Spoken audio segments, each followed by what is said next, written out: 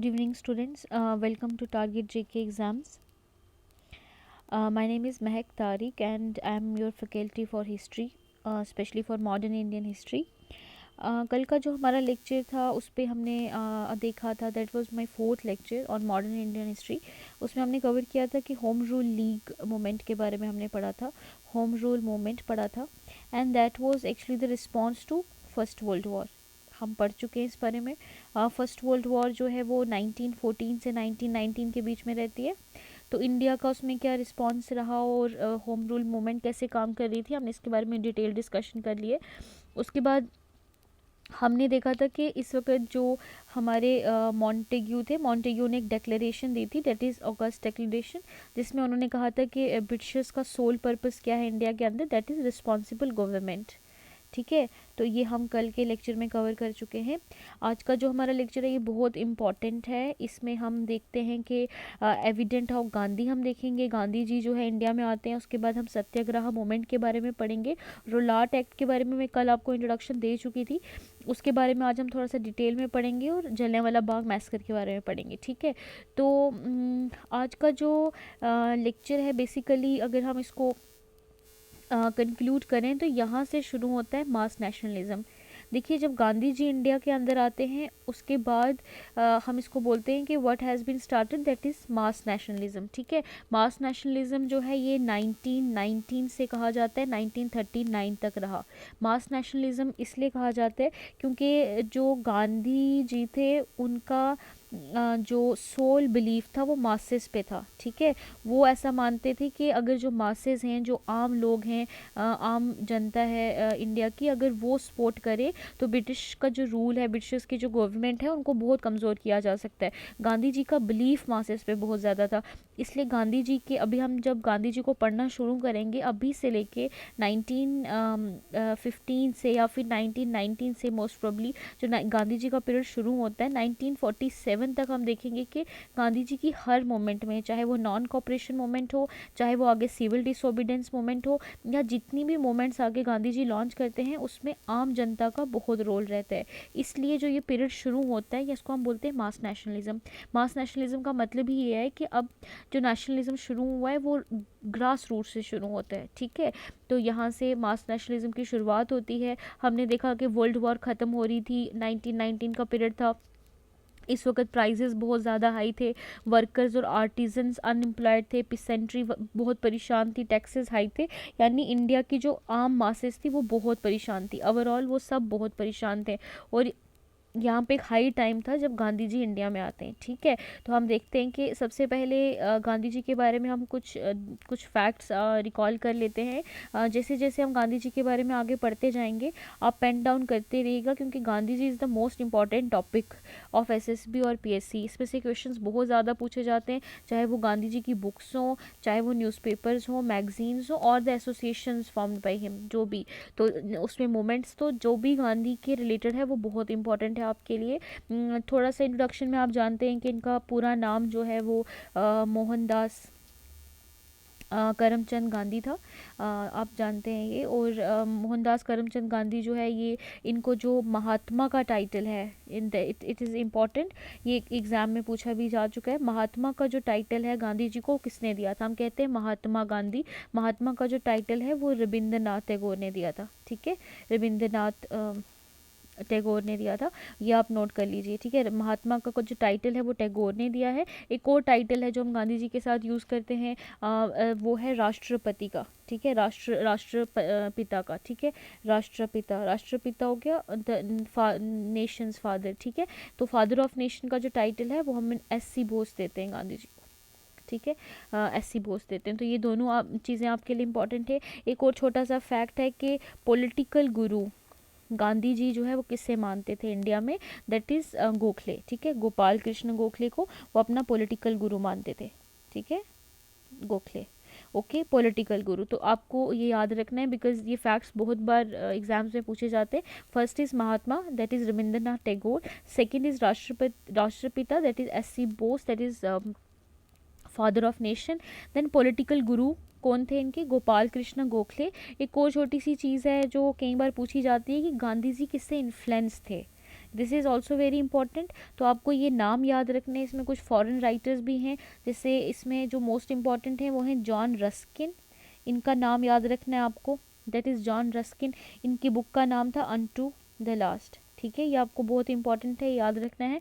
John Ruskin से वो influence थे, ठीक है। उसके बाद हम लियो टॉल्स्टॉय को देखते हैं। गांधी जी इनसे, इनकी राइटिंग से बहुत ज़्यादा इन्फ्लुएंस थे, और गांधी जी थॉरियो से बहुत ज़्यादा इन्फ्लुएंस थे, ठीक है।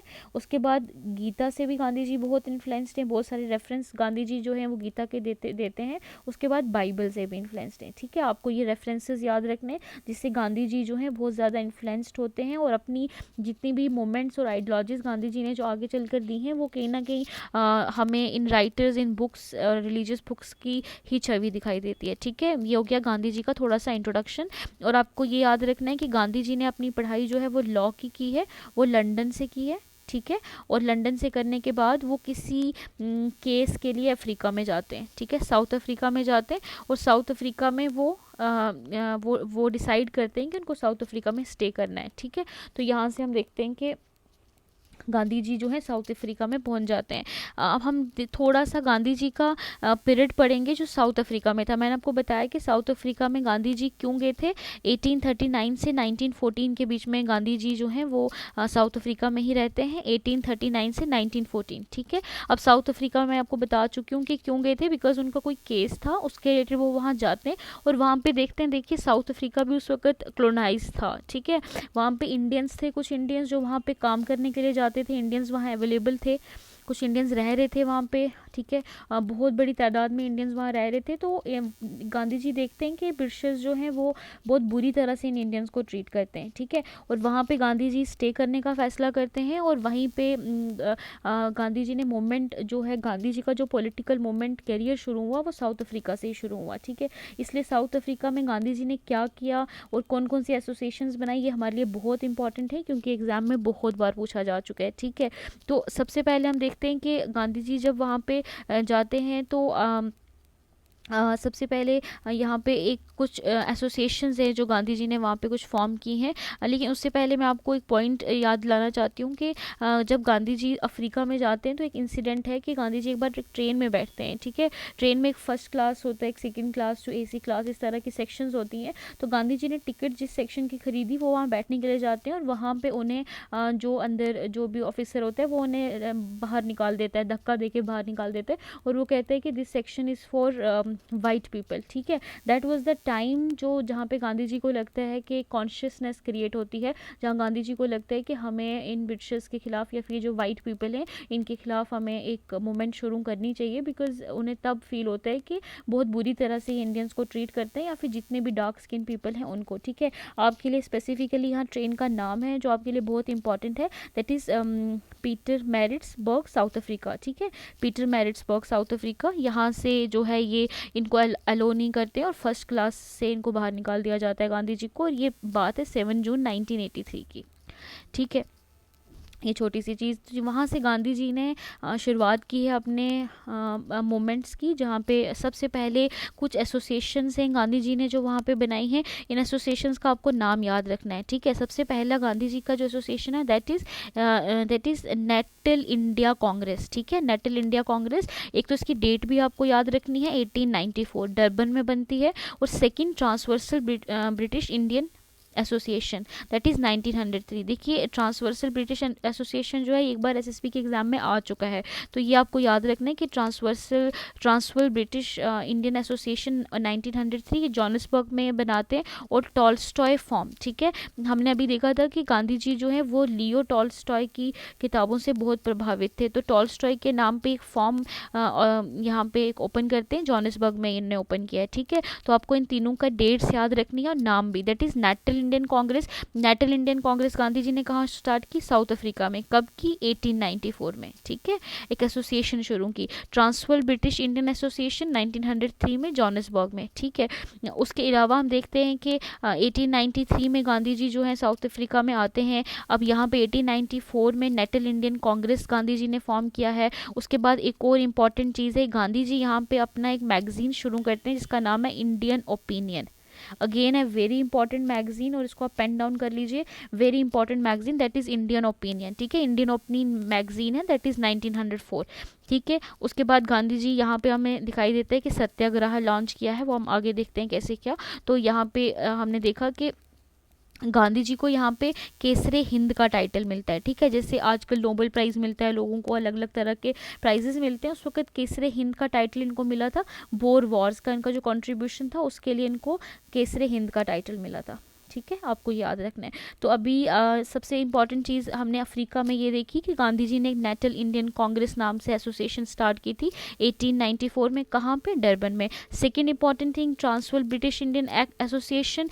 1903 में, जॉनसबर्ग में। टॉल्स्टॉय फॉर्म गांधी जी ने कब स्टार्ट किया, 1910 में। और Indian opinion magazine Gandhi ji ने कहाँ लिखना शुरू किया, ये भी कहाँ पे शुरू किया है, ये शुरू किया है अफ्रीका के अंदर ही, साउथ अफ्रीका के अंदर। तो उस टाइम बहुत सी जो एक्ट्स थे, इतना डिटेल में आपको नहीं जाना है, लेकिन आपको इतना याद रखना है कि उस वक्त जैसे जो इंडियंस थे उनके जैसे मैरिज था, इंडियन मैरिजेस जो हिंदू या फिर मुस्लिम मुस्लिम कल्चर के मुताबिक होती थी, वहाँ के जो कोर्ट्स थे उन्होंने कहा कि जो मैरिजेस क्रिश्चियंस के हिसाब से नहीं होती हैं उनको वैलिड नहीं है। तो गांधी जी का इसमें बहुत फ़ाइट रहा इंडियन मैरिजेस को वैलिड करार देने में। उस तरीके से पासेस चाहिए होते थे इंडियंस को एक एरिया से दूसरी जगह जाने के लिए, वहाँ पे भी गांधी जी का एक मूवमेंट स्टार्ट होगी कि it is not that important. तो इस तरीके से डिफरेंट कॉजेज़ थे जिसके लिए गांधी जी ने साउथ अफ्रीका में फ़ाइट किया, ठीक है। लेकिन आपको मेन चीज़ें इन ऑर्गेनाइजेशंस का नाम याद रखना है, इनकी डेट्स याद रखनी है। This three organisations, this three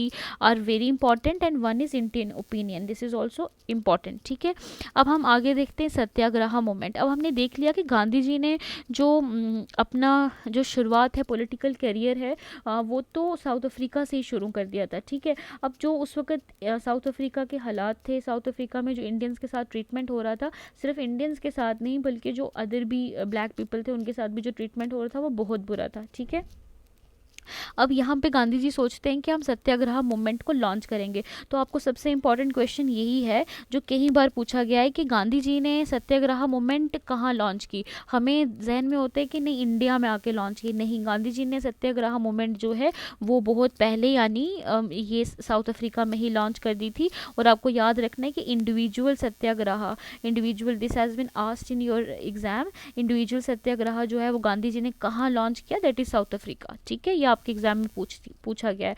अब हम देखते हैं कि मैंने आपको बताया कि 7 June 1983, this is a very important date. ये वो डेट है जब गांधी जी को पीटर मैरिडबर्ग जो साउथ अफ्रीका के अंदर स्टेशन भी है, बाद में इस स्टेशन को बहुत अभी भी बहुत इम्पॉर्टेंट माना जाता है। वहाँ पे पहली बार साउथ अफ्रीका में गांधी जी को अलो नहीं किया गया था फर्स्ट क्लास में बैठने का।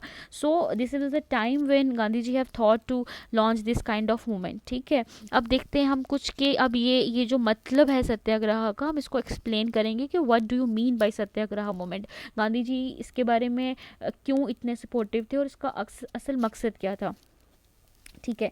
देखिए गांधी जी इस बात को जानते थे कि ब्रिटिशर्स आर वेरी पावरफुल, ठीक है। जो ब्रिटिशर्स हैं वो बहुत पावरफुल लोग हैं, ठीक है। अगर हम वायलेंस का यूज़ करते हैं या फिर हम वेपन्स का यूज़ करते हैं तो हम कभी भी ब्रिटिशर्स को हरा नहीं पाएंगे। क्यों? क्योंकि उनके पास हमसे बेहतर वेपन्स हैं, उनके पास उनसे हमारे पास से बेहतर टेक्निक्स हैं, ठीक है। पर गांधी जी एक बात जानते थे, जैसे हमने पढ़ा कि लियो टॉल्स्टॉय को पढ़ते थे गांधी जी ने क्रिश्चियन में बाइबल से गांधी जी बहुत इन्फ्लुएंस थे, इंडियन ट्रेडिशन में गांधी जी गीता से बहुत इन्फ्लुएंस हैं। तो गांधी जी जब बाइबल, गीता या फिर लियो टॉल्स्टॉय जैसे राइटर्स को पढ़ते थे तो यहाँ पे गांधी जी को एक चीज़ समझ में आ गई कि किसी भी जंग को जीतने के लिए वो नॉन वायलेंस और ट्रुथ से बड़ा वेपन हो ही नहीं सकता, ठीक है। तो गांधी जी ने इसी को सत्याग्रह, सत्य का मतलब होता है सच, ट्रुथ, ठीक है। तो गांधी जी का कहना था कि अगर हम ट्रुथ और नॉन वायलेंस का इस्तेमाल करके, these are the most powerful weapons on earth, तो अगर हम इन दोनों वेपन्स का यूज़ करते हैं तो हम बड़ी से बड़ी फोर्स को भी हरा सकते हैं,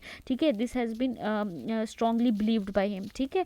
तो बेसिकली गांधी इन्फ्लुएंस किससे थे, आपको मैं पहले बता चुकी हूँ, गीता से, बाइबल से। लियो टॉल्स्टॉय जो है इनकी बहुत इंपॉर्टेंट किताब है, that is kingdom of God with in you, आपको ये किताब का नाम भी याद होना चाहिए। तो यहाँ पे ये बुक्स भी इंपॉर्टेंट है जहाँ गांधी जी, जैसे मैंने आपको बताया कि रस्किन बॉन्ड की कौन सी किताब है, रस्किन बॉन्ड की अनटू द लास्ट है, ठीक है, याद रखना है आपको, अनटू द लास्ट। तो इस तरह से लियो टॉल्स्टॉय की किताब का नाम क्या था, kingdom of God is with in you, ठीक है। तो गांधी जी इनसे बहुत प्रभावित थे। तो गांधी जी ने फाइनली अपना जो ये मूवमेंट है, सत्याग्रह मूवमेंट का नाम दिया, जो गांधी जी ने साउथ अफ्रीका से ही लॉन्च करना शुरू कर दिया था। सत्याग्रह का मतलब क्या है, इन शॉर्ट कि हम ट्रुथ और नॉन वायलेंस का यूज़ करते हुए हम जो है हम किसी भी बड़ी से बड़ी पावर को भी हरा सकते हैं, ठीक है। ये सत्याग्रह का मतलब था, ठीक है। तो आगे हम सत्याग्रह को अगर थोड़ा डिटेल में देखें कि इसके कौन कौन से जो ये फीचर्स हैं, तो देखिए सबसे पहला तो सत्याग्रह में आता है ट्रुथफुलनेस।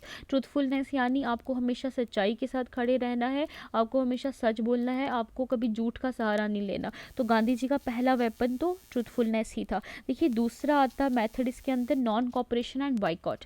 तो एक गांधी जी का कहना था कि ऐसा टाइम अगर आ जाता है जहाँ पे किसी भी तरह से कॉपरेट नहीं हो सकता, ठीक है, जहाँ पे आप किसी भी तरह से समझौता नहीं कर सकते, वहाँ आप नॉन कॉपरेशन कर सकते हैं और बाइकॉट का मेथड यूज़ कर सकते हैं। आप पीसफुली बाइकॉट कर दीजिए, ठीक है, लेकिन यहाँ पे वर्ड है पीसफुली, ठीक है, आपको वायलेंस का इस्तेमाल नहीं करना, आपको पीसफुली जो है पीसफुल मेथड्स के साथ बाइकॉट कर देना है, ठीक है। तीसरा मेथड जो गांधी जी हमें सजेस्ट करते हैं सत्याग्रह के अंदर, which is a technique, that is non payment of taxes, ठीक है। गांधी जी कहते हैं कि फॉर एग्जांपल अगर गवर्नमेंट है ब्रिटिश, जो ब्रिटिश गवर्नमेंट है, ठीक है, जो ब्रिटिश गवर्नमेंट है, अगर वो बहुत ज़्यादा जुल्म कर रही है, बहुत ज़्यादा उनका मतलब आप पे रेंट बहुत ज़्यादा है, तो आप उनको वीक कर दीजिए। वीक कैसे करें, आप बाइकॉट कर दीजिए, या फिर आप नॉन पेमेंट ऑफ टैक्सेस, ठीक है, आप टैक्सेस पे करना बंद कर दीजिए। जो गवर्नमेंट है, चाहे वो ब्रिटिश हो चाहे वो कोई भी हो, उनका जो मेन रेवेन्यू है ना, जो गवर्नमेंट को पैसा आता है, वो टैक्सेस से आता है। जो हम टैक्सेस पे करते हैं, टैक्सेस कौन पे करते हैं, लोग पे करते हैं, मासेस पे करते हैं। गांधी जी कहते थे कि आप ये टैक्सेस पे करना बंद कर दीजिए। जब आप टैक्सेस पे करना बंद करेंगे, गवर्नमेंट का रेवेन्यू बंद हो जाएगा। जब रेवेन्यू बंद हो जाएगा तो ब्रिटिश गवर्नमेंट अपने आप में ही कमज़ोर पड़ जाएगी, ठीक है। उसके बाद कुछ और फीचर्स हैं, जैसे कहते थे no ill feeling for wrong doer. Gandhi ji कहते थे कि जो अगर ब्रिटिशर्स भी हैं तो आपको इनके लिए इतना बुरा नहीं सोचना है, आपको एक बदले की भावना के साथ इन पे अटैक नहीं करना है। एक आइडियोलॉजी बुरी हो सकती है, एक इंसान बुरा नहीं होता, ठीक है। उसके बाद एक और फीचर है कि नेवर बो टू द इविल, कुछ भी हो जाए आपको बुराई की तरफ झुकना नहीं है। नॉन वायलेंस तो हमने पढ़ दिया कि वायलेंस का बेसिकली सत्याग्रह का मतलब क्या था, दैट इज़ नॉन वायलेंस, ठीक है। आपको अहिंसा और नॉन वायलेंस का और इनका इस्तेमाल करके आपको जो है वो ब्रिटिशर्स को हराना है, ठीक है। उसके बाद गांधी जी का मानना था कि वायलेंस इज़ कॉर्डिक, मतलब जो वायलेंस है ये जो कमज़ोर लोग हैं ये उनका वेपन होता है, ठीक है। जो मजबूत लोग होते हैं उनका नॉन वायलेंस का तरीका होता है, they don't go for violent methods, ठीक है। एक और लास्ट पे जो गांधी जी का बहुत इंपॉर्टेंट कोटेशन है जो आपको याद रखना है, that is ends do not justify means, ठीक है। इसका मतलब क्या है, ends do not justify means, ठीक है। ये आपको याद रखना, ये किसका कोटेशन है, that is by Gandhi. Gandhi ji कहते हैं कि ऐसा नहीं होता है कि अब मीन्स का मतलब होता है मतलब वे, ठीक है, किस रास्ते से आप ना अपनी मंजिल, एंड्स आप ले लो मंजिल यानी आप ले लो एंड पॉइंट यानी the point where you want to be reach, ठीक है। तो इसमें गांधी जी कहते हैं कि अगर आपका रास्ता ही गलत होगा, आप गलत रास्ते से जा रहे हो, चाहे आप सही मंजिल तक पहुंच भी गए हो, लेकिन वो जस्टिफाई नहीं होता, आपने गलत किया है। तो इसलिए गांधी जी कहते हैं कि एंड्स यानी अगर आप सक्सेस तक पहुंच भी गए हो लेकिन आपका रास्ता ठीक नहीं है, आपने चीटिंग करके आप सक्सेस तक पहुंचे हो, तो उसका कोई फ़ायदा नहीं है, वो जस्टिफाई नहीं होता, ठीक है। Ends do not justify means, यानी एंड्स अगर अच्छे भी हैं लेकिन वो मीन्स को जस्टिफाई नहीं करते। अगर मीन्स अच्छे होंगे तभी एंड्स अच्छा हो या बुरा हो वो डिपेंड नहीं करता, मीन्स अच्छा होना चाहिए, यानी आपका तरीका अच्छा होना चाहिए, एंड खुद ब खुद अच्छा होगा, ठीक है। यानी गांधी जी जो है वो ज़्यादा अपना एम्फोसिस जो है मीन्स पे देते हैं। वो कहते हैं तुम अपना तरीका ठीक करो, जब तुम अपना तरीका ठीक करोगे तो एंड खुद ब खुद अच्छा होगा। एंड पॉइंट यानी जो तुम्हारा सक्सेस पॉइंट है, जो तुम्हारा लास्ट पॉइंट है, वो खुद ब खुद अच्छा हो जाएगा, ठीक है। तो ये सत्याग्रह के कुछ टेक्निक्स हैं जो गांधी जी देते हैं, हमने इसके बारे में पढ़ लिया। हमने आगे हम सत्याग्रह को जो है बहुत डिटेल में पढ़ेंगे। गांधी जी ने अलग अलग टाइम पे सत्याग्रह मूवमेंट को लॉन्च किया हुआ है। अभी के लिए इतना ही है कि सत्याग्रह मूवमेंट, पहला मोस्ट इंपॉर्टेंट पॉइंट कि सत्याग्रह मूवमेंट जो हमें लगता है कि सत्याग्रह मूवमेंट इंडिया में लॉन्च हुआ है, तो ऐसा नहीं है। सत्याग्रह मूवमेंट जो है वो साउथ अफ्रीका में गांधी जी ने बहुत पहले लॉन्च कर दिया था। इंडिविजुअल सत्याग्रह गांधी जी ने कहाँ लॉन्च किया, दैट इज़ साउथ अफ्रीका। पहला ऑब्जेक्टिव तो आपका यहीं से बनता है, जो आपको बिल्कुल टिप्स पे होना चाहिए। सेकेंड चीज़ ये है कि अगर आपको स्टेशन का नाम याद रखना है तो आप याद रख सकते हैं, पीटर मैरिट्सबर्ग, साउथ अफ्रीका, ठीक है। उसके बाद सत्याग्रह की जो मोस्ट इंपॉर्टेंट टेक्निक्स हैं, that is truth and non violence, ठीक है। तो इस तरीके से आपको एक और इम्पॉर्टेंट ऑब्जेक्टिव है, that is Gita. Gandhi ji influence किस किस से थे, गीता से थे, बाइबल से थे। देन टॉल्स्टॉय की किताब का नाम क्या है, kingdom of God is with in you. And Ruskin bond की किताब का नाम क्या है, अनटू द लास्ट, ठीक है। यह सत्याग्रह मूवमेंट लॉन्च कहाँ हुई है, साउथ अफ्रीका में हुई है, ठीक है। यहाँ तक हमने पढ़ लिया अफ्रीका में हमारी एसोसिएशंस, अफ्रीका में मूवमेंट, ओके। अब हम देखते हैं कि गांधी जी इंडिया में आते हैं और इंडिया में क्या होता है, ठीक है। देखिए गांधी जी इंडिया में आते हैं 9 जनवरी 1915 को, ठीक है। जब गांधी जी इंडिया में आते हैं 9 जनवरी 1915 को, ये डेट इंपॉर्टेंट है, आपने बहुत बार पढ़ा होगा। इसको बोला जाता है प्रवासी भारतीय दिवस, ठीक है। प्रवासी भारतीय दिवस का मतलब होता है NRI डे, ठीक है। तो 9 जनवरी इट्स सेल्फ इम्पॉर्टेंट डेट। 9 जनवरी 1915 क्यों इंपॉर्टेंट है, क्योंकि इस दिन हम NRI डे बनाते हैं, क्योंकि गांधी जी जो है वो इंडिया में आते हैं, ठीक है, 9 जनवरी 1915। तो कई बार आपसे क्वेश्चन पूछा जाता है कि मैंने एक दो जगह क्वेश्चन ये देखा भी है कि अगर गांधी जब इंडिया में आए तो उसके बाद गांधी ने क्या किया, ठीक है। गांधी ने फ़ौरन जाके होम रूल लीग ज्वाइन कर ली, या गांधी जी ने ये किया वो किया, तो नहीं। गांधी जी ने 1 साल तक ट्रैवल किया है, ठीक है। गांधी जी ने पूरे इंडिया में ट्रैवल किया है। गांधी जी देखना चाहते थे कि प्रॉब्लम्स कहाँ कहाँ हैं, उसका सोल्यूशन जो है प्रॉब्लम को जानने के बाद ही मिलेगा। तो गांधी जी ने इंडिया में ट्रैवल किया है 1 साल तक। उसके बाद ही गांधी जी ने किसी जो है पॉलिटिकल मूवमेंट्स में पार्टिसिपेट किया, ठीक है। इसमें एक और इम्पॉर्टेंट आपके सामने ऑब्जेक्टिव है, दैट इज़ गांधी जी आए और गांधी जी कहाँ रहने लगे, सत्याग्रह आश्रम। सत्याग्रह आश्रम, ये एक क्वेश्चन पूछा गया है कि what was the old name of Sabarmati आश्रम। साबरमती आश्रम के बारे में आप सब जानते हैं, साबरमती आश्रम इज़ दैट आश्रम जहाँ से गांधी जी ने दांडी मार्च किया था, ठीक है। लेकिन इसका पुराना नाम क्या था, इसका पुराना नाम था सत्याग्रह आश्रम, ठीक है। और ये अहमदाबाद में कोचार नाम का एक जगह है, वहाँ पे था। 1915 में गांधी जी यहीं आए थे, लेकिन बाद में इसको साबरमती एरिया में शिफ्ट कर दिया गया, जिसे बाद में साबरमती आश्रम कहा गया, ठीक है। तो सत्याग्रह आश्रम, आपसे क्वेश्चन ये पूछा गया हुआ है, SSB में ये सवाल आया हुआ है कि साबरमती आश्रम का पुराना नाम क्या था, दैट इज़ सत्याग्रह आश्रम, ओके, गॉट इट। तो यहाँ पे हम देखते हैं कि 1915 में अभी गांधी जी किसी भी मूवमेंट में पार्टिसिपेट नहीं करते। उसके बाद हम देखते हैं कि 3 मूवमेंट्स हैं जहाँ पे गांधी जी ने पार्टिसिपेट किया हुआ है, ठीक है। मैं आपके सामने एक बार तीनों मूवमेंट्स को लिख लेती हूँ, फिर हम उन्हें एक्सप्लेन करेंगे।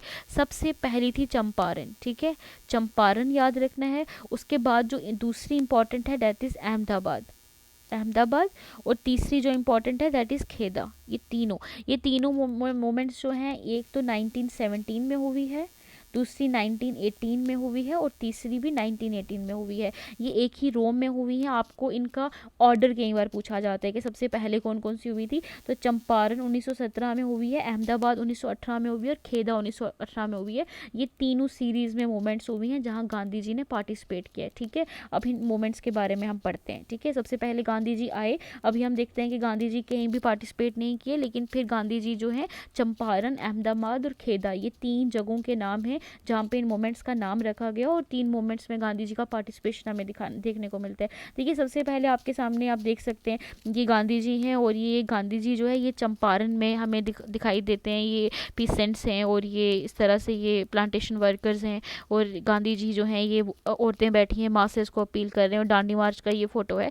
तो यहाँ पे हम देखते हैं कि चंपारण सत्याग्रह, बेसिकली चंपारण जो है एक गांव है। चंपारण एक गांव है, कहाँ पे है, बिहार में। सबसे पहले तो आपको ये जगह याद रखनी है, ये कहाँ पे है, बिहार में है, ठीक है। सबसे पहले हुआ कब है, 1917 में।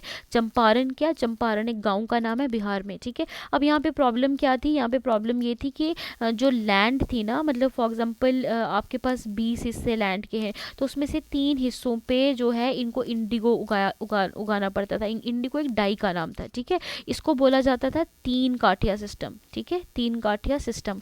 3 काठिया यानी 3 यानी 3, ठीक है, यानी ज़मीन के के तीसरे हिस्से में आपको इंडिगो उगाना ही उगाना है, ठीक है। ये फार्मर्स को बोला जाता था चंपारण में। कौन बोलते थे? European planters. यूरोपियन जो प्लांटर्स होते थे वो इनको बोलते थे कि आपको हम मतलब ये देते हैं कि आप अपनी ज़मीन के तीसरे हिस्से में अगर 20 पार्ट्स हैं तो तीसरा हिस्सा जो है उसमें इंडिगो उगाना ही उगाना है। तो जो फार्मर्स थे वो मतलब वो इंडिगो उगाने लगे, और फिर क्या हुआ कि इंडिगो का कहीं ना कहीं रेट थोड़ा सा कम हो गया। अब यूरोपियन प्लांटर्स को थोड़ा सा नुकसान होने लगा, और वो यूरोपियन प्लांटर्स जो थे वो हाई रेंट डिमांड करने लगे। वो चाहते थे कि वो हाई रेंट्स लें, किससे? फार्मर से, ठीक है। तो ये प्रॉब्लम हो रही थी, और जो आम जो फार्मर्स थे, जो किसान थे, वो रेंट देने से मना कर रहे थे, ठीक है। तो ये प्रॉब्लम थी, ठीक है। आपको सिंपली एक बात याद रखनी है कि यहाँ पे प्रॉब्लम क्या थी। यहाँ जो फार्मर्स थे बिहार के अंदर, चंपारण के अंदर, उनको फोर्स किया जा रहा था पहले कि आप इंडिगो उगाओ, ठीक है। 3 काठिया सिस्टम के अंदर, 3 काठिया क्या होते हैं?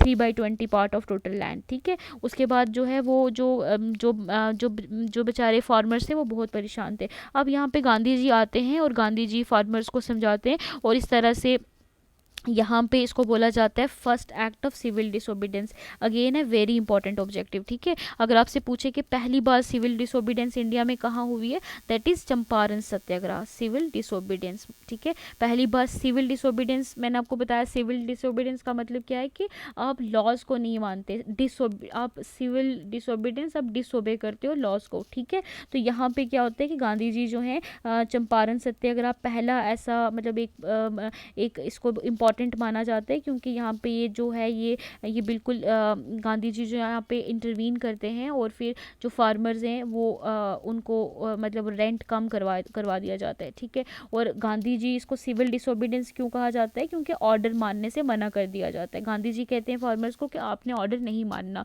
तो it was some kind of first civil disobedience in India, okay. ये हो जाता है। तो चंपारण के बारे में हमने पढ़ लिया, that is in Bihar, and होता कब है? 1917 में होता है। इंडिगो उगाने को कह रहे थे 3 काठिया सिस्टम के अंदर यूरोपियन प्लांटर्स, और बाद में रेंट्स भी हाई कर दिए। तो फार्मर्स जो थे वो हाई रेंट पे नहीं करना चाहते थे, तो इसलिए वो स्ट्राइक पे थे। और यहाँ पे हमें फर्स्ट सिविल डिसोबीडियंस दिखता है। गांधी जी वहाँ खुद जाते हैं और सिविल डिसोबीडियंस करते हैं, और फिर बाद में रेंट्स को कम कर दिया गया, ठीक है। अब दूसरा जो इम्पोर्टेंट यहाँ पे हमें इवेंट देखने को मिलता है वो था अहमदाबाद मिल स्ट्राइक, ठीक है। अहमदाबाद मिल स्ट्राइक, अगेन पहले आपको पता है अहमदाबाद कहाँ है। फर्स्ट आपको जगह का नाम देखना है। अहमदाबाद इज इन गुजरात, ठीक है। जगह का नाम इंपॉर्टेंट है, पूछ सकते हैं। सेकंड इज डेट मैं आपको बता चुकी हूँ, दैट इज 1918, ठीक है। 1918 इसकी डेट इंपॉर्टेंट है। तीसरा इंपॉर्टेंट है कि आपको याद रखना है ये अहमदाबाद मिल स्ट्राइक है। तो मिल किस चीज़ की थी? आपको याद रखना है कि यहाँ पे मिल किस चीज़ की थी? ये कॉटन मिल थी। अगेन है वेरी इंपॉर्टेंट क्वेश्चन, ये पूछा जा चुका है। ये कॉटन मिल थी, ठीक है। अब यहाँ पे हो क्या रहा था? कॉटन मिल थी, और वहाँ पे एक बार प्लैग आ जाता है, ठीक है। ताउन जिसे कहते हैं, ठीक है, बीमारी है। तो ये प्लैग आ जाता है, और यहाँ पे इनको मतलब पे या वेजेस नहीं बढ़ाई जाती, ठीक है। अब जो यहाँ के जो वर्कर्स थे, जो वर्कर पार्टी थी, वो बेसिकली अपने लिए हाई वेजेस डिमांड कर रहे थे, ठीक है। वो 50% वेजेस हाई डिमांड कर रहे थे। यहाँ पे हम देखते हैं कि गांधी जी आते हैं, और गांधी जी इनको 35% जो है वेजेस का इंक्रीज़, यानी मतलब अगर वो पहले 100 रुपया ले रहे थे तो 135 रुपीज़ उनको 35% इंक्रीज़ करवा दिया गया, ठीक है। ये प्रॉब्लम थी। तो अहमदाबाद मिल स्ट्राइक में क्या होता है? ये गुजरात के अंदर एक मिल थी, कॉटन की मिल थी। 1918 की बात है। वहाँ पे प्लेग आ जाता है, और उनको वेजेस जो है वो कम प्रोवाइड की जा रही थी वर्कर्स को, और वर्कर्स जो हैं वहाँ पे कहते हैं कि हमें मतलब 50% वेज हाई की जाए। लेकिन गांधी जी ने उन्हें मना लिया कि आप 35%, और बाद में जो वर्कर ऑनर जो मिल ऑनर थे उनने 35% उनकी इनकम बढ़ा दी, ठीक है। इसमें आपको एक और चीज़ याद रखनी है कि ये फर्स्ट हंगर स्ट्राइक थी। गांधी जी ने वर्कर्स को कहा कि आप हंगर स्ट्राइक पे चले जाइए, ठीक है। जब तक आपकी बात नहीं मानी जाती आप हंगर स्ट्राइक से मत हटिएगा। तो ये पहली हंगर स्ट्राइक है। फास्ट अनटू द डेथ जो गांधी जी का स्लोगन होता था कि जब तक डेथ नहीं हो जाती आप फास्ट पे रहिए, ठीक है। तो मिल ऑनर्स जो थे बाद में उनको सेटलमेंट पे आना ही पड़ा, ठीक है। तो यहाँ पे हम देखते हैं कि अहमदाबाद मिल स्ट्राइक, आपको डेट याद रखनी है, आपको जगह का नाम याद रखना है, कॉटन याद रखना है, फ्लैग याद रखना है, और वर्कर्स। अब देखिए पहले वाली मोमेंट में गांधी जी ने जो है फार्मर्स को इन्वॉल्व कर दिया, फार्मर्स पूरी तरह से गांधी जी के साथ हो जाते हैं।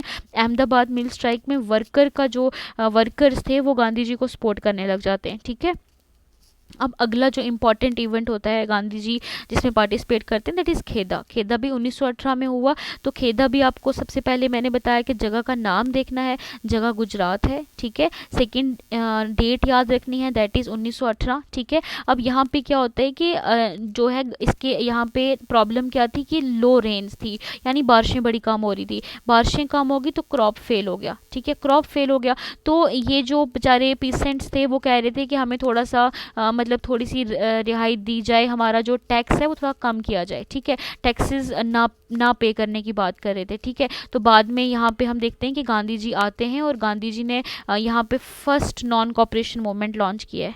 आपको याद रखना है, फर्स्ट नॉन कॉपरेशन, ठीक है। इन्होंने गांधी जी ने इनसे कहा कि आप बिल्कुल कॉपरेट नहीं करेंगे, आप टैक्सेस नहीं पे करेंगे, क्योंकि गवर्नमेंट आपके टैक्स रेट्स जो है वो कम नहीं कर रही है, ठीक है। यहाँ पे आपको एक और चीज़ याद रखनी है कि गांधी जी ने खेदा के अंदर सरदार वल्लभ भाई पटेल जी नाम कहते हैं वो भी वहाँ पे मौजूद थे, ठीक है। तो वहाँ पे first non cooperation movement launch की है और फिर बाद में लेटर ऑन जो है टैक्स उस साल का जो जितना भी टाइम था वो सस्पेंड कर दिया गया, ठीक है। उस टाइम वहाँ पे ड्रॉट आ गया था 1918 में गुजरात के अंदर, ठीक है। तो आपने देखा खेदा सत्याग्रह ये। अब देखिए सबसे पहले जो गांधी जी ने हमने देखा कि गांधी इंडिया में आते हैं और चंपारण सत्याग्रह करते हैं। चंपारण सत्याग्रह फर्स्ट सिविल डिसोबीडियंस मूवमेंट थी, यानी गांधी जी ने कहा कि आपको ऑर्डर्स मानने की कोई ज़रूरत नहीं है। तो ये फर्स्ट सिविल डिसोबीडियंस मूवमेंट है और गांधी जी ने यहाँ पे किसको इन्वॉल्व कर दिया, फार्मर्स को। सेकंड गांधी जी आते हैं अहमदाबाद मिल स्ट्राइक पे, यहाँ पे वर्कर्स को गांधी जी ने इन्वॉल्व कर दिया और ये पहली हंगर स्ट्राइक थी, ठीक है,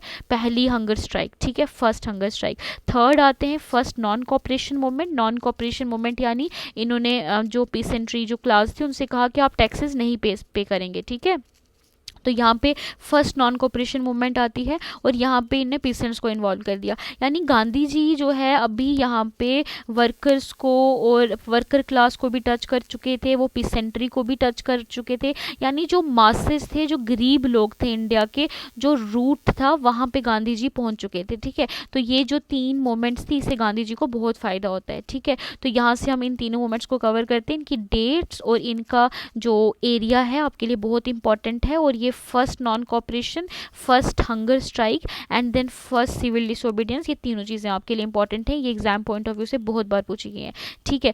तो अगला जो हमारे पास अगला जो प्रोविज़न है वो हम यहाँ तक तो गांधी जी के बारे में पढ़ते हैं। उसके बाद हम देखते हैं कि यहाँ पे जो है ब्रिटिश गवर्नमेंट जो है वो रिफॉर्म्स की बात कर रही थी, ठीक है। 1919 में ब्रिटिश गवर्नमेंट ने रिफॉर्म्स लाने की बात की और ब्रिटिश गवर्नमेंट ने एक एक्ट लाया, बहुत important act, that is Montagu Chelmsford reforms, ठीक है। मॉन्टेग्यू क्लेमफोर्ड रिफॉर्म्स लाए जो एक्ट ऑफ 1919 है, ठीक है, एक्ट ऑफ 1919 है। देखिए ब्रिटिश की एक पॉलिसी थी that is carrot and stick, again है वेरी इंपॉर्टेंट ऑब्जेक्टिव। अगर आपसे पूछा जाए कि ब्रिटिश की पॉलिसी थी कैरेट एंड स्टिक, यानी पहले तो एक कैरेट दिखाते थे और साथ ही साथ में स्टिक भी लेके आते थे, ऊपर से डंडा भी मारते थे। कैरेट के नाम पे इन्हें 1919 के रिफॉर्म्स दिए हमें। 1919 में कुछ रिफॉर्म्स का मतलब होता है चेंजेस, ठीक है, कुछ ऐसी चेंजेस लाई, आगे हम पढ़ेंगे क्या क्या चेंजेस लाई, कब लाई 1919 में। लेकिन जैसे ही चेंजेस लाई जो अच्छी थी और साथ साथ में स्टिक के नाम पे ने रोलाट एक्ट लेके आ गए। रोलाट एक्ट मैंने लास्ट क्लास में भी आपको पढ़ा है, आज भी हम थोड़ा सा डिटेल में देखेंगे कि अब क्या था। तो पहले तो कैरेट के नाम पे 1919 के रिफॉर्म्स लाए और स्टिक के नाम पे रोलाट एक्ट लाया, ठीक है। अब हम थोड़ा सा पढ़ते हैं कि basically government of Indian act जो है 1919 वो क्या था, उसकी की प्रोविजंस क्या थे, ठीक है। की प्रोविजंस में हम मेन प्रोविजंस मैं आपको दिखाती हूँ कि इसमें क्या थे। देखिए सबसे पहले मैं बताती हूँ कि दो तरह से इसमें जो की प्रोविजंस के बारे में हम पढ़ते हैं। तो इसमें जो है सबसे पहले प्रोविंसेस आप जानते हैं कि छोटे छोटे जो प्रोविंस बनाए गए थे उसमें कुछ चेंजेस लाएगी और जो सेंट्रल गवर्नमेंट थी, ठीक है, सेंट्रल गवर्नमेंट थी उसमें भी कुछ चेंजेस लाएगी। हम इसको अलग अलग थोड़ा करके पढ़ेंगे, मेन प्रोविजंस पढ़ेंगे, ठीक है। देखिए प्रोविंसेस में क्या चेंजेस लाएंगे, प्रोविंसेस में एक चीज़ तो एग्जीक्यूटिव के अंदर चेंज लाया गया। एग्जीक्यूटिव्स में क्या चेंज लाया गया, एग्जीक्यूटिव्स में ये चेंज लाया गया कि इन्होंने कहा कि एक होगा एग्जीक्यूटिव जो मतलब जो पॉपुलर मिनिस्टर हैं, ठीक है, एक तो वो होंगे, एग्जीक्यूटिव काउंसिल होगी, ठीक है, एग्जीक्यूटिव काउंसिल होगी, और दूसरे होंगे जो मतलब मिनिस्टर्स होंगे, पॉपुलर मिनिस्टर्स होंगे, ठीक है, पॉपुलर मिनिस्टर्स, यानी एक तो मिनिस्टर होंगे जिनको हम लेजिस्लेटिव असेंबली से उठाएंगे, और एक एग्जीक्यूटिव काउंसिल होगी, ठीक है, एग्जीक्यूटिव काउंसिलर्स होंगे, ठीक है। तो यहाँ पे बोला गया कि जो एग्जीक्यूटिव्स हैं, एक तो पॉपुलर मिनिस्टर्स हैं, ये तो इंडियंस भी हो सकते हैं, इनको हम लेजिस्लेटिव से ही उठाएंगे, और एक तो एग्जीक्यूटिव जो यहाँ पे हमारे पास इनको स्पेसिफिकली बोला गया, स्पेसिफिकली इनको एग्जीक्यूटिव काउंसिल भी नहीं बोला गया, एग्जीक्यूटिव जो बोला गया। तो यहाँ पे जो एग्जीक्यूटिव काउंसिल थे, ये यहाँ पे देखते हैं कि हम एग्जीक्यूटिव में डायरकी लेके आ गए, यानी दो तरह के इसमें हमें मिनिस्टर्स देखने को मिलते हैं, एक तो पॉपुलर मिनिस्टर्स हैं, एक एग्जीक्यूटिव जो इंटरनल काउंसिल होती थी, ठीक है। तो इसमें जो एग्जीक्यूटिव काउंसिल है, इसमें गवर्नर होता था और उसमें कुछ और मेंबर्स भी होंगे, लेकिन पॉपुलर मिनिस्टर लेजिस्लेटिव जो असेंबली है वहीं से उठाए जाएंगे, ठीक है। एक और जो मेन चेंज था वहाँ पे क्या था कि इनके अंदर होंगे ट्रांसफर्ड सब्जेक्ट्स, ट्रांसफर्ड सब्जेक्ट्स होते हैं, यानी ये किस किस पे बात कर सकते हैं, जैसे आज भी हमारे यहाँ पे कुछ यूनियन सब्जेक्ट्स होते हैं, कुछ स्टेट सब्जेक्ट्स होते हैं, इनके अंदर ट्रांसफर सब्जेक्ट्स होंगे, और इनके अंदर जो है वो रिजर्व सब्जेक्ट्स, यानी कुछ सब्जेक्ट्स ऐसे हैं जो इनके लिए रिजर्व कर दिए गए हैं, ठीक है। वो उन्हीं यही जो काउंसिल है ये उन रिजर्व सब्जेक्ट्स पे बात कर सकती है, ठीक है। दूसरी चीज़ जो इंपॉर्टेंट है कि जो पॉपुलर मिनिस्टर हैं ये लेजिस्लेटिव काउंसिल को जवाबदेह हैं, ठीक है। अगर ये मतलब सस्पेंड हो जाएंगे लेजिस्लेटिव काउंसिल से, अगर ये इनको जो है ये रिज़ाइन कर सकते हैं, अगर इनके खिलाफ नॉन यूनिफॉर्म मोशन पास हो जाता है, ठीक है। लेकिन ये जो एग्जीक्यूटिव काउंसिल थी ये किसी पे रिस्पॉन्सिबल नहीं थी, ठीक है। तो हम ये देखने को हमें मिलता है कि प्रोविंसेस के अंदर जो एग्जीक्यूटिव्स में ही इन्होंने डिवीजन कर दी। डिवीजन कैसे की, एक एग्जीक्यूटिव काउंसिल बनाई और एक पॉपुलर मिनिस्टर बना दिए। पॉपुलर मिनिस्टर ये लेजिस्लेटिव असेंबली से उठा लेते थे, लेजिस्लेटिव काउंसिल से उठाते थे। तो एग्जीक्यूटिव काउंसिल में गवर्नर था और कुछ मेंबर्स थे, ठीक है। अब ये बहुत छोटी बॉडी थी जो बहुत स्ट्रॉन्ग थी, रिजर्व सब्जेक्ट्स भी इनके हाथ में थे, और ये किसी पे रिस्पॉन्सिबल भी नहीं थे, इनको किसी को जवाब भी नहीं देना था। Popular minister on the other hand जो है ये लेजिस्लेटिव काउंसिल से ही उठाए जाते थे, ये ट्रांसफर सब्जेक्ट्स पे ही बातचीत कर सकते थे या लॉज वगैरह का वो कर सकते थे, ठीक है। तो इस तरीके से डायरकी का हम कहते हैं कि डायरकी जो है वो प्रोविंसेस के अंदर लॉन्च कर दी गई, ठीक है, डायरकी यहाँ पे लॉन्च कर दी गई, ठीक है। उसी तरह से सेंट्रल के अंदर क्या हो रहा था, सेंट्रल गवर्नमेंट के अंदर भी एग्जीक्यूटिव बॉडी होती थी, एग्जीक्यूटिव्स होते थे, और लेजिस्लेचर होता था, ठीक है, लेजिस्लेचर होता था। तो यहाँ पे भी हमें देखने को मिलता है कि यहाँ पे बाइकैमरल लेजिस्लेचर इंट्रोड्यूस कर दिया गया, बाइकैमरल लेजिस्लेचर जो कि अभी हमारा है, फॉर एग्जांपल राज्यसभा, लोकसभा। तो इस तरीके से यहाँ पे लेजिस्लेचर को लोअर हाउस और अपर हाउस में डिवाइड कर दिया गया, ठीक है, लोअर हाउस और अपर हाउस, जो कि अभी हमारा भी जो है वो लोअर हाउस अपर हाउस अभी तक हो रहा है। तो इस तरीके से लोअर हाउस यानी सेंट्रल लेजिस्लेटिव असेंबली और काउंसिल ऑफ स्टेट में डिवाइड कर दिया गया, ठीक है। तो यहाँ पे हम लेजिस्लेचर में चेंज देखते हैं। एग्जीक्यूटिव जो था उसके अंदर हमें पता है कि वॉइस रॉय होते थे, वॉइस रॉय के साथ कुछ मेंबर्स होते थे, लेकिन अब जो मेंबर्स थे 3 में से 8 मेंबर्स जो हैं वो इंडियंस बोला गया कि 3 में से 8 मेंबर्स जो हैं वो इंडियंस होंगे। हमने पिछली क्लास में पढ़ा था कि एग्जीक्यूटिव काउंसिल जो थी उसमें पहला इंडियन कौन था, सत्येंद्र नाथ सिन्हा के बारे में हमने पढ़ा था, ठीक है। तो यहाँ पे ये कुछ चेंजेस लाएगी, इसमें बस आपको ज़्यादा कुछ नहीं रखना, एक चीज़ याद रखनी है कि प्रोविंसेस थे और सेंट्रल गवर्नमेंट, जो सेंट्रल में गवर्नमेंट थी, प्रोविंसेस में चेंजेस ये लाएगी कि एग्जीक्यूटिव में डायरकी लेके आ गए, यानी ये सिंपली एक एग्जीक्यूटिव काउंसिल, एक छोटी सी बॉडी अलग कर दी गई। पॉपुलर मिनिस्टर जो थे जिनको लेजिस्लेटिव काउंसिल से उठाया जाता था उनको अलग कर दिया गया। अब इनको सिर्फ ट्रांसफर्ड सब्जेक्ट्स दिए और ऊपर से ये रिस्पॉन्सिबल थे लेजिस्लेटिव काउंसिल को, लेकिन गवर्नर की जो ये बॉडी थी, छोटी वाली बॉडी, ये रिजर्व सब्जेक्ट्स भी इनके हाथ में थे, यानी जो मोस्ट इंपॉर्टेंट सब्जेक्ट्स थे इनको रिजर्व कर दिया जाता था, और गवर्नर जो है वो किसी को रिस्पॉन्सिबल, ये जो एग्जीक्यूटिव काउंसिल है ये बहुत पावरफुल बॉडी है, इनको किसी को जवाब नहीं देना, ठीक है। तो इनडायरेक्टली और डायरेक्टली हम देखते हैं कि अभी भी उन्होंने जो पावर है वो अपने पास ही रखी हुई थी, ठीक है, पावर जो है अभी भी अपने पास रखी हुई थी, ठीक है।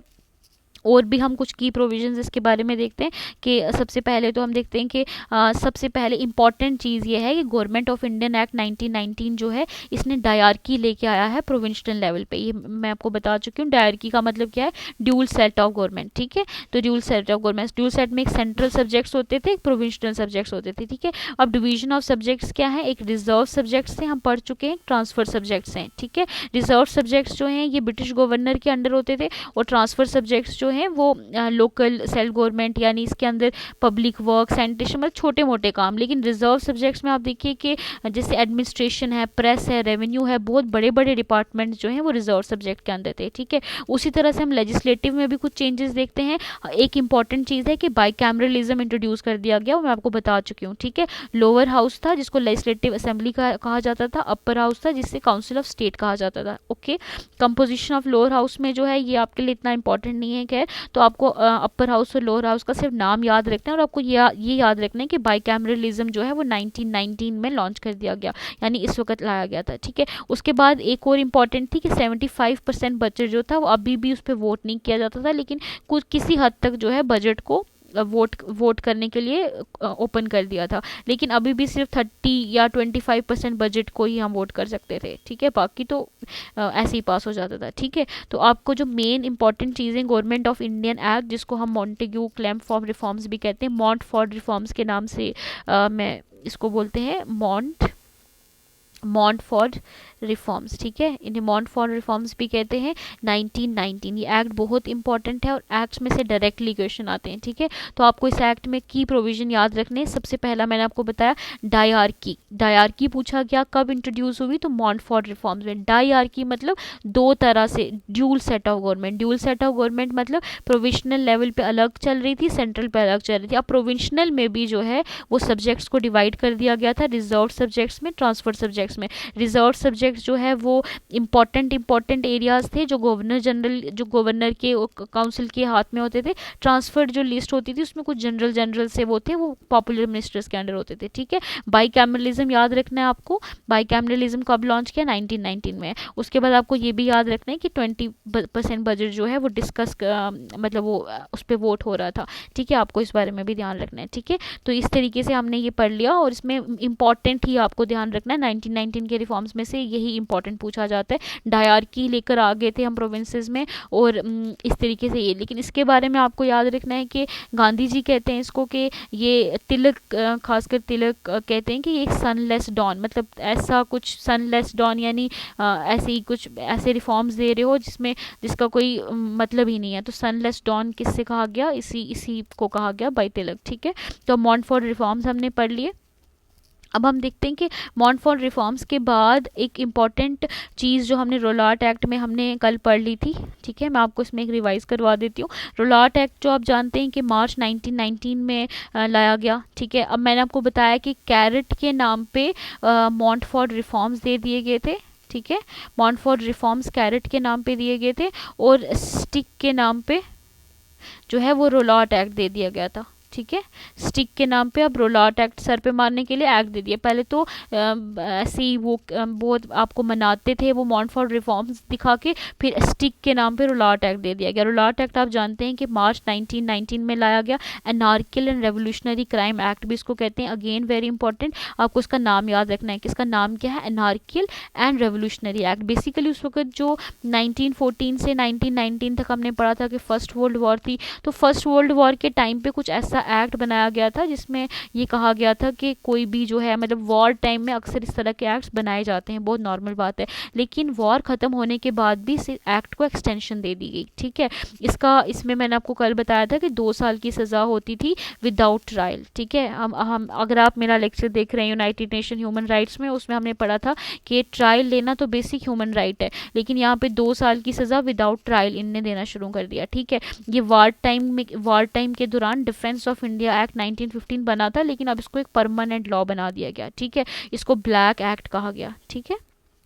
तो आपने रोलाट एक्ट के बारे में मैंने पढ़ा, तो आपको बताया था रोलाट एक्ट के खिलाफ पूरे इंडिया से एक जो है एक आवाज़ गूंज रही थी, क्योंकि ये बहुत बहुत बुरा हो जाता, थोड़ा सा भी अगर कोई मतलब नेशनलिज्म के नाम पे कोई मूवमेंट शो करता तो उससे एनार्कियल एंड रेवोल्यूशन क्राइम एक्ट के दौरान विदाउट ट्रायल उसे 2 साल की सज़ा हो जाती। तो ये एक बहुत ख़तरनाक किस्म का एक्ट था जिसे ब्लैक एक्ट भी कहा गया, ठीक है। तो पूरे इंडिया में इसके खिलाफ कराई शुरू हो जाती है, ठीक है। तो जब ये कराई हो रही थी तो यहाँ पे रोलाट एक्ट सत्याग्रह जो है लॉन्च होता है, ठीक है। Again very important date also, and यहाँ पे आपको याद रखना है कि रोलाट एक्ट सत्याग्रह जो है इसके खिलाफ गांधी जी ने प्रोटेस्ट करना शुरू किया, सत्याग्रह लॉन्च किया। It was the first mass strike, ठीक है। आप हमने पढ़ा कि फर्स्ट हंगर स्ट्राइक अहमदाबाद मिल स्ट्राइक थी, फर्स्ट नॉन कॉपरेशन खेदा था, फर्स्ट सिविल डिसोबीडेंस जो है वो चंपारण था, फर्स्ट मास स्ट्राइक जो है वो रोलाट एक्ट सत्याग्रह था, ठीक है। It was first all India struggle against British, पहली बार कोई इतना बड़े लेवल पे एक सत्याग्रह लॉन्च हो रहा था all India, that is Rowlatt act, okay. तो आपको याद रखना है कि इसमें नेशन वाइड हड़ताल हो रही थी, फास्टिंग और प्रेयर्स का मेथड यूज़ किया जा रहा था गांधी जी के द्वारा, ये इस तरीके से मतलब इसको लॉन्च किया गया, ठीक है। तो हम देखते हैं कि फर्स्ट मास स्ट्राइक बोला जाता है इसे, और इसका आउटकम क्या था कि बहुत सारे मतलब सत्याग्रह लॉन्च करना था हमें 6 अप्रैल 1930, ठीक है, 1919 सॉरी 6 अप्रैल 1919 को इसको रोलाट सत्याग्रह को लॉन्च कर दिया गया। 6 अप्रैल 1930 जो है अगेन है वेरी इंपॉर्टेंट डेट जो आप आगे पढ़ेंगे। इसमें क्या हुआ था, इसमें डांडी मार्च होती है, 6 अप्रैल इज़ इंपॉर्टेंट, ठीक है। 6 अप्रैल 1913 डांडी मार्च, 6 अप्रैल 1919 रोलाट एक्ट सत्याग्रह, ठीक है। उसके बाद एक और इम्पॉर्टेंट इवेंट होती है दैट इज़ जलियांवाला बाग मैसकर, ठीक है। जलियांवाला बाग मैसकर में क्या होता है कि हम देखते हैं कि यहाँ पे अप्रैल 1919 बैसाखी का दिन था। तो अभी ये देखिए यहाँ पे हमने देखा कि 6 अप्रैल 1919 को जो है रोलाट एक्ट सत्याग्रह लॉन्च कर दिया गया, ठीक है। अब ये 13 अप्रैल की बात है, यानी कुछ ही दिन, एक हफ्ते के बाद की बात है। पूरी जो इंडिया के अंदर अभी जो है स्पेसिफिकली नॉर्थ इंडिया के अंदर रोलाट एक्ट के अगेंस्ट प्रोटेस्ट हो रहे थे, ठीक है। अब मीनवाइल क्या होता है कि एक हफ्ते के बाद यानी अप्रैल 13 में जो बैसाखी का दिन था, और यहाँ पे एक दिन पहले ही जो हमारे पास ब्रिगेडियर हैं जनरल डायर थे, रेगिनल डायर थे, तो इन्होंने डायर ने एक मतलब एक ऑर्डर जारी किया हुआ था कि आप जो है 13 अप्रैल को कोई भी बाहर प्रोटेस्ट के लिए नहीं आएगा। लेकिन कुछ लोगों को पता नहीं था, तो आसपास के विलेजेस से भी लोग जो है वो यहाँ पे जुड़ते हैं, और बेसिकली 2 बड़े लीडर्स को अरेस्ट किया गया था, that is Saifuddin Kitchlew and doctor Satyapal, ठीक है।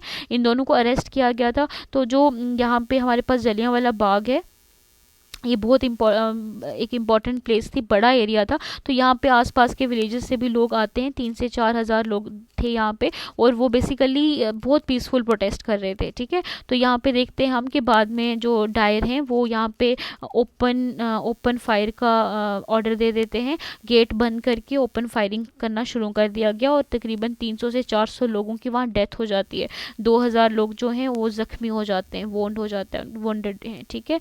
तो गेट्स बंद करके उन्हें फायर का ऑर्डर दे दिया, और फिर वो फायरिंग होती है, और जो जो सामने आता गया वो मरता गया, और कुछ बहुत सारे वहाँ पे लोग जो हैं वो वहाँ पे ज़ख्मी पाए जाते हैं, ठीक है। तो ये एक बहुत बुरा दिन था, ठीक है, बैसाखी का दिन था, और ये बहुत एक इंडियन हिस्ट्री के लिए एक ब्लैक डे कहलाया जाता है, ठीक है। इसका आउटकम हम देखते हैं कि रविंद्रनाथ टैगोर ने जो है उस वक्त अपना नाइटहुड, जो सर टाइटल मिलता है नाइटहुड के अंदर जो ब्रिटिशर्स देते हैं, तो रविंद्रनाथ टैगोर जो है अपना नाइटहुड जो है रिनाउंस कर देते हैं। अगेन है वेरी इंपॉर्टेंट ऑब्जेक्टिव, बहुत बार एसएसबी में पूछा गया है कि रविंद्रनाथ टैगोर ने अपना नाइटहुड क्यों रिनाउंस किया, कब किया, तो आपको याद रखना है कि जलियांवाला बाग मैसकर के टाइम पे किया था, ओके। गांधी जी जो है अपना केसरे हिंद का टाइटल भी रिनाउंस कर देते हैं। केसरे हिंद गांधी जी को बोर वॉर के टाइम पे मिला था। हमने देखा अफ्रीका में जब गांधी जी थे तो बोर वॉर में जो इनका कंट्रीब्यूशन रहा, वहाँ पे गांधी जी को केसरे हिंद मिलता है, तो गांधी जी केसरे हिंद को गिव अप कर देते हैं, रविंद्रनाथ टैगोर नाइटहुड को गिव अप कर देते हैं, ओके। तो यहाँ पे हम देखते हैं कि बाद में आपने उधम सिंह ये मूवी देखी होगी, उधम सिंह जो है बाद में ये जो माइकल ओडायर थे जो उस वक्त लेफ्टिनेंट गवर्नर थे, उनको जाके मार देते हैं, लंदन में जाके, ठीक है। तो यहाँ पे जलियांवाला बाग मैसकर होता है। बेसिकली रोलाट एक्ट सत्याग्रह 6 अप्रैल 1919 को लॉन्च कर दिया गया था गांधी जी के द्वारा, लेकिन बीच में ये इंसिडेंट हो गया, ठीक है। ये इंसिडेंट आपके सामने, आउटकम आपको याद रखना है। आउटकम आपको रविंद्रनाथ टैगोर का याद रखना है कि उन्होंने अपना नाइटहुड दे दिया था। गांधी जी ने भी केसरी हिंद का टाइटल रिनाउंस कर दिया था, ठीक है। Last topic of the day was Hunter committee, ठीक है। अब इसमें जो कुछ भी हुआ जलियांवाला बाग मैसकर में, तो ऑल ओवर इंडिया जो है वो बहुत ज़्यादा क्राई होने लगी, क्योंकि लोग जो हैं वो इसके लिए बहुत ज़्यादा बढ़ गए। तो ब्रिटिशर्स के द्वारा जो है ये कमेटी बनाई जाती है, ब्रिटिशर्स ने कमेटी बनाई टू नो के वहाँ पे हुआ क्या है, ठीक है। तो जस्टिस मिले लोगों को इस तरह से। अक्टूबर 1919 में कमेटी बनाएगी, ठीक है। इसके अंदर जो इम्पोर्टेंट चीज़ है आपको याद रखना है कि इसमें 3 इंडियंस थे। This is important for you, क्योंकि इन तीनों के नाम आपको याद रखने हैं। दैट इज़ चमन लाल हरीलाल सत्यवाद, और पंडित जगत नारायण है, और सरदार साहिबुद्दीन सुल्तान है, सुल्तान अहमद, ठीक है। आपको इन तीनों के नाम याद रखने हैं। तीनों इंडियंस थे, चमन लाल जी, जगत नारायण और साहिबजादा सुल्तान। ये तीनों जो है इस कमेटी में थे, बाकी ब्रिटिशर्स थे, ठीक है। तो बाकी हम देखते हैं कि ये कमेटी जो है ये बनाई गई थी, और इनका भी आउटकम कुछ इतना अच्छा नहीं रहता है। तो बाद में हम देखते हैं कि एक नॉन ऑफिशियल कमेटी जो है वो कांग्रेस के द्वारा बनाई गई थी, नॉन ऑफिशियल कमेटी, जिसमें साफ साफ कहा गया था कि जो माइकल जो जनरल डायर हैं उन्हें सज़ा सुनाई जाए, क्योंकि ये बहुत ही एक ब्लैक एक्ट है जो उनके द्वारा किया गया। लेकिन एज पर ब्रिटिशर्स की तरफ से कुछ खास इस पे कोई स्टेप लेते हुए ब्रिटिश गवर्नमेंट हमें नहीं दिखती, ठीक है। तो इस तरीके से हंटर कमेटी होती है। और हमने आज के जो ये टॉपिक्स कवर किए, बेसिकली हमने गांधी जी का अराइवल देखा इंडिया के अंदर,